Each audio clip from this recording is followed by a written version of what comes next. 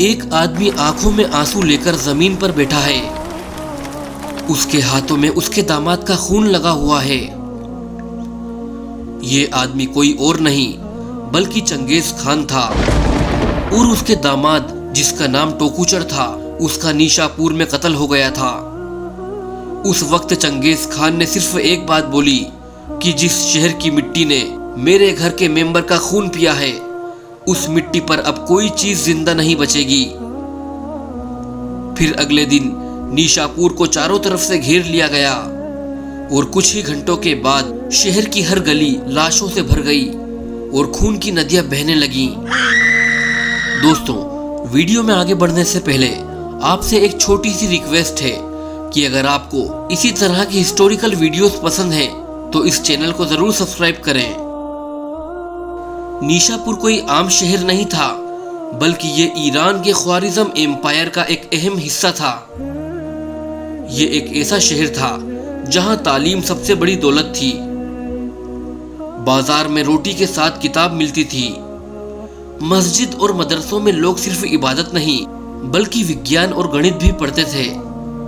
हर घर में माँ अपने बच्चों को सुलाने से पहले उन्हें किस्से और कहानियां सुनाया करती थीं। लेकिन नीशापुर की तकदीर में उसके अपने ही सुल्तान की एक गलती ने सबके लिए मौत की सजा लिख दी थी। दोस्तों, आपको बता दें कि चंगेज खान ने सबसे पहले ख्वारिज़म एम्पायर की तरफ दोस्ती का हाथ बढ़ाया था। उसने व्यापारियों के कारवान के जरिए सुल्तान अलाउद्दीन के पास अमन का पैगाम भेजा था। लेकिन सुल्तान ने उस पैगाम को चंगेज खान की कमजोरी समझा और कारवान को लूट लिया गया और साथ ही चंगेज खान के आदमियों को कत्ल कर दिया गया। लेकिन दोस्तों, एक बात दुनिया जानती थी कि चंगेज खान हर चीज को माफ कर सकता था लेकिन उसके आदमियों की हत्या नहीं। उस वक्त उसने अपने कमांडरों को बुलाकर कहा, अगर दोस्ती का जवाब तलवार से दिया गया है तो अब तलवार ही उनका हिसाब करेगी। और इसके बाद मंगोल फौज ने ख्वारिज़म एम्पायर के शहरों को एक एक करके तबाह करना शुरू किया। जब नीशापुर की तबाही का नंबर आया तो चंगेज खान ने इस शहर को अपने दामाद टोकूचर के हवाले किया। टोकूचर सिर्फ एक कमांडर नहीं था बल्कि वो उसके बेटे जैसा था, उसके परिवार का हिस्सा था। टोकूचर ने शहर में मंगोल फौज तैनात की और शहर को शांतिपूर्वक कंट्रोल में ले लिया। लेकिन शहर के अंदर ख्वारिज़म एम्पायर के वफादार छुपे हुए थे। एक दिन टोकूचर अपने कुछ सिपाहियों के साथ शहर के एक कोने में गश्त कर रहा था। तभी एक आदमी ने छुपकर तीर से हमला कर दिया और तीर उसके सीने में घुस गया। वो जमीन पर गिर गया और उसने वहीं दम तोड़ दिया। जब चंगेज खान तक ये खबर पहुंचाई गई तो उसने सिर्फ एक पल सोचा।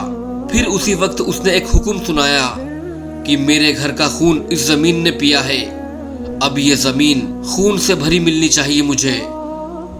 मंगोल फौज ने नीशापुर शहर को चारों तरफ से घेर लिया। किसी दरवाजे से कोई नहीं निकला, किसी छत पर कोई मशाल नहीं थी, सिर्फ हवा में एक खामोशी थी, वो भी मौत से भरी हुई। और फिर एक साथ शहर के हर कोने में तलवारों की चमक दिखाई देने लगी। मकान के दरवाजों को तोड़ा गया और अंदर जो मिला उसे काट दिया गया। माँ के हाथों से उसका बच्चा खींचकर जमीन पर फेंका गया। बुजुर्ग जो मस्जिद में दुआ कर रहे थे उनका गला पीछे से काट दिया गया। कुछ लोगों ने लाइब्रेरी में छुपने की कोशिश की लेकिन वहां किताबों के साथ उनके जिस्मों को भी जलाया गया।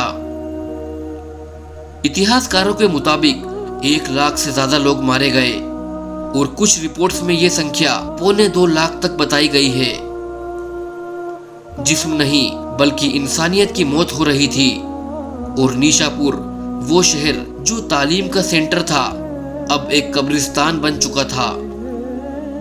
अगली सुबह नीशापुर का आसमान धुएं से भर चुका था। कोई आवाज नहीं थी, न किसी बच्चे की चीख, न किसी माँ की दुआ। शहर के हर कोने में सिर्फ राख थी। किताबें जल गई थीं, मकान गिर चुके थे और इंसान जिंदा नहीं बचे थे।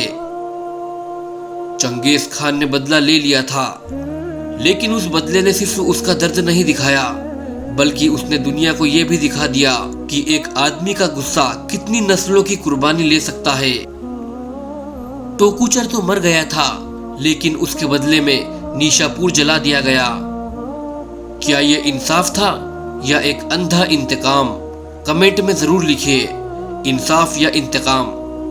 और अगर आप इसी तरह के सच देखना चाहते हैं जो किताबों के अंदर छुप गए हैं, तो हिस्ट्री नामा को सब्सक्राइब करें, वीडियो को लाइक करें और इस कहानी को दुनिया तक जरूर शेयर करें। मिलते हैं नेक्स्ट वीडियो में।